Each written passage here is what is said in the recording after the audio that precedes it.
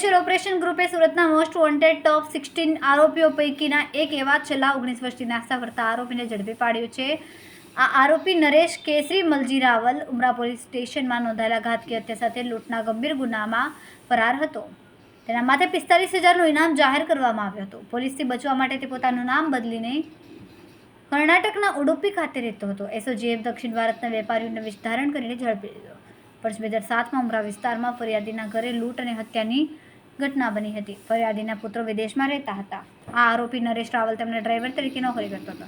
આ પરિસ્થિતિનો લાભ લઈને તેણે પોતાના સાગરીતો સાથે મળીને ઘરમાં લૂંટનો પ્લાન બનાવ્યો હતો।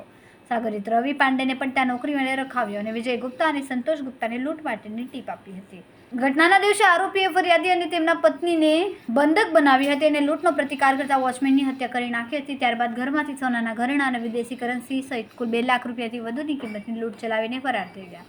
ઘટના બાદ પોલીસે તાત્કાલિક કાર્યવાહી કરીને વિજય ગુપ્તા અને સંતોષ ગુપ્તાને ઝડપી પાડ્યા। જોકે મુખ્ય આરોપી નરેશ રાવલ અને તેનો સાગરીત રવિ પાંડે પોલીસ પકડથી ફરાર હતા। નરેશ રાવલ પોલીસથી બચવા માટે મુંબઈ, ચેન્નઈ, બેલગામ અને ઉત્તર કન્નડ જેવા વિવિધ સ્થળોએ ભાગતો ફરતો હતો। પોતાનું નામ અને ઓળખ બદલીને રહેતો હતો। એક જે આરોપી છે જેના ઉપર 45,000નું ઇનામ જાહેર કરવામાં આવ્યું છે એવા આરોપીને ગત રોજ ઝડપેલ છે। આરોપીનું નામ છે નરેશ કેસરીમલ રાવલ, ઉંમર વર્ષ 40, કે જે મૂળ રાજસ્થાનનો રહેવાસી હતો અને 2007ની અંદર જ્યારે સુરત રહેતો હતો ત્યારે ડ્રાઈવર તરીકે નોકરી કરતો હતો અને ત્યારે એણે બીજા લોકો સાથે મળી અને એક સિક્યુરિટી ગાર્ડની મર્ડર કરેલું અને લૂંટ ચલાવેલી। ત્યારબાદ એ નાસ્તો કરતો હતો। પહેલાં મુંબઈ ગયેલો, ત્યારબાદ ચેન્નઈ ગયેલો અને બેલગામ એમ ફરતા એસઓજીની ટીમને માહિતી મળી કે આ વ્યક્તિ જે છે એ કર્ણાટકના ઉડુપીમાં રહે છે, નામ બદલીને રહે છે।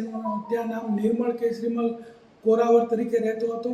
ત્યાં એસઓજીની ટીમ જઈ અને એને ઝડપી પાડેલો છે અને આ આરોપી છે એના ઉપર 45,000 રૂપિયાનું ઇનામ છે અને આ વ્યક્તિ જે છે અત્યારે લૂંટ વિથ મર્ડર ઉમરાના ગુનામાં પકડાયો છે। તે ઉપરાંત એના વિરુદ્ધ ઉમરા અને ઉધનામાં ચોરીના પણ અગાઉ ગુના દાખલ થયેલ છે।